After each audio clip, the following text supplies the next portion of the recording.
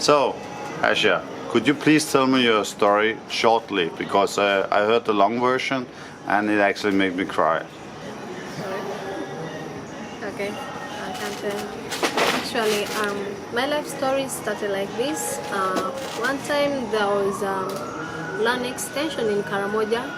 So people were fighting about, each of them wanted to extend the land to the other side. It was between the tribes of the Karamojong and the Iteso. So one time in 2001, I was in primary one. So when the Iteso came in, they knew that the Karmojongs, they had guns and they could shoot. For them, what they could use, they used the government, the soldiers from the government, and also guns from the government to come and fight the Karmojongs. So when they came, by then I was in school. When being in school, these people came. I came from school to get my breakfast. So when I reached the center, people started firing bullets. They started fighting. For me, I didn't know our home was near, but because of the bullets, the sound of the bullets, I've never heard them before. I got confused. I didn't know where to start. So I could run in any direction I could face because I didn't know where to get home. So at home, my parents were at home. Also, when they heard about the gun shop, they also started taking off there and then. So for me, I started running. On the way, I met a woman who saw me that I was lost. When she saw that I was lost, she had to hold my hand and started moving with her. We moved for a long distance, whereby it took us 1 week on the way walking. So when we reached to our place where we were going, we reached to a town called Morocco. Going there, we boarded a vehicle. We went to a place called Mbale because that lady was from Mbale. Being in Mbale, I stayed there for 1 month. The lady was good, but this is the lady who started mistreating me. She could give me the work a child couldn't do. She could beat me, sometimes she couldn't give me food. So I saw life was hard for me like that. So I was like, I can't manage being like this. I decided to take off from that lady's home. I went and I ended up in the street where I met friends. Meeting those friends, they stayed in a slum area. They were my very tribe mates. So they took me to a slum area. Staying in that slum area, what they could teach me there, they told me life here is not easy. What you have to do, you have to beg on the street to get what to eat, or you have to go to the garbage place, you sort things from that place, we have to eat. That's how we survive. So even me, I got used to that life because I didn't know who to go with. I didn't know my parents were far. So I started hustling with life in the street. I could eat from garbage, I could see young girls being raped. So, but what I knew was that God was with me and I survived all the things, kids being kidnapped. At night when it rains or at daytime when it rains, there is no shade. But at least at daytime you can go to someone's place, but at night you couldn't go there because they might think maybe you want to steal something. So the situation was not good there. What I did, my friends told me that there's a city called Kampala. When you go there, they say you can get like 5,000 Uganda money in a day. So I was like, okay, I don't know how to get money, but what I can do, I can go and beg and save some money. I can eat some, I can keep some so that I can get the transport to the city. So when I got the money, by then it was 5,000 to Kampala, the city.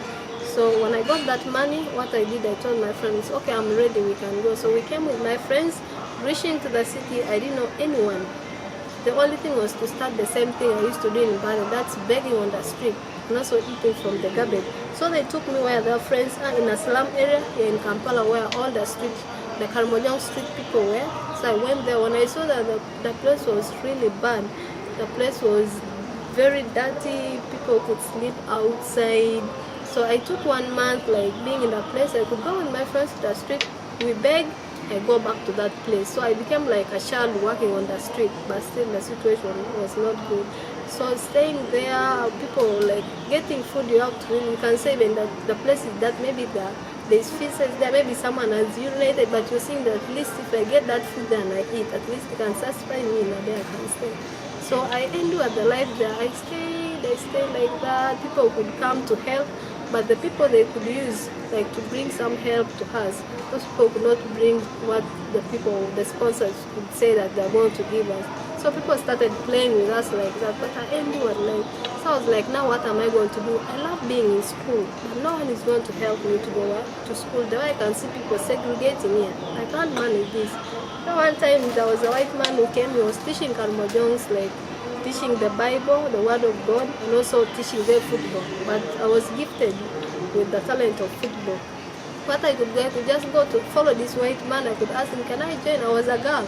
So whenever I could join, I could play. I was really good at playing, but I could play so that this girl can play with with the boys, which means she can really make it if she's to be put in a group of girls. So I continued playing with him. I could join his class, Bible study class. I could listen to what they could do because they could translate to us. So this is the man who said, I think I can take this girl to school. So he took me to school. After taking me to school, he had a friend whom he could use, a Ugandan friend. We could send him money to pay my school fees, to pay requirements, what I could eat, and also when I get holidays from school, he could send money for the rent where I'm supposed to sleep. So this man kept on doing the same things. The first time, like after in a half of a year, that was like 2 times.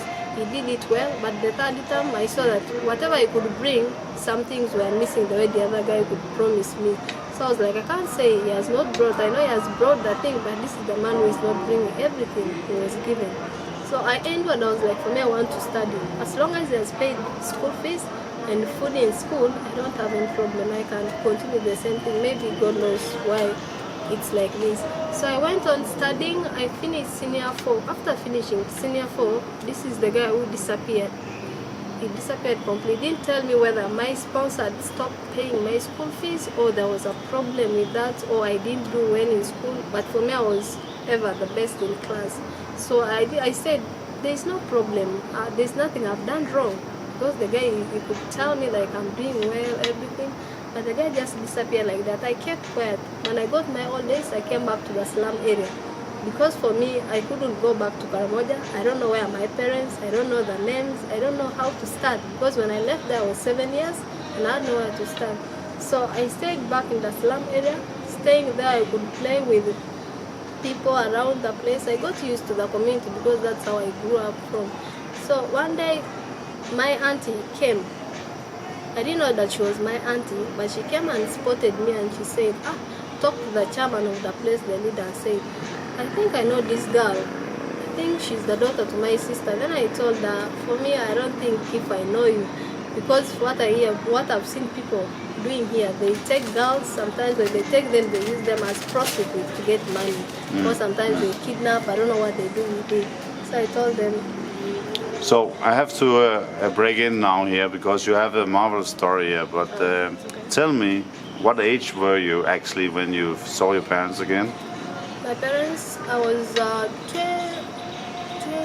20. 21. So you lost them when you were 7? I was 7 years. And you got them again when you were 20. I was 20 years. So based on this year, and this is the short version, how do you actually manage to make an organization for street children? Could you please tell us shortly? Okay, to make the organization, someone came with an idea telling us that I think you people, you can do it by yourself than people using you. They come and say want to help the Kalmojongs, but when they get what they wanted, they just disappear like that. So opening the organization, this is the friend who gave us the procedures. He told us the procedures are long, but if you're patient, you can make it. So we opened first it was a CBO. When we went to Karamoja to talk to the leaders on how we can work in Kampala and Karamoja, they told us open an organization. You need to be recognized by the country or the NGO board. So we followed the procedures and we opened an organization. Okay. How many kids are you actually taking care of today? Right do you now, think? Me staying with me The organization. We have 27 kids. 27 kids. Yeah. Okay. And how old are you now? Right now I'm 22. 22. How old do you feel yourself? How old do you feel? You have a lot of experience. Tough life. Did you make you adult very fast, all this? I beg your pardon, sorry. No. Do you feel old? How do you feel? Are you sad about what happened? Are you happy that you can help others? Not ending up the same? Yeah, for me, I'm happy helping others because I don't want them to be like the way I used to be, like the life I passed through in. Like when they get a chance, I don't want to spoil their chance. I need them also, like if they get a chance, they go in to get what they want. Thank you for joining us today, and it was a pleasure to hear your story. And we would like to donate you some clothes from Denmark. Thank you so and from our organization, and actually it's private people who actually over Facebook has donated different things. And this time it's not so much, but it will be more and more, of course. We have several kids and families we are supporting already. Okay. But now I will find the stuff for you, and you can see if you can use it for it. Definitely, I know you can. So thank you for telling me your story.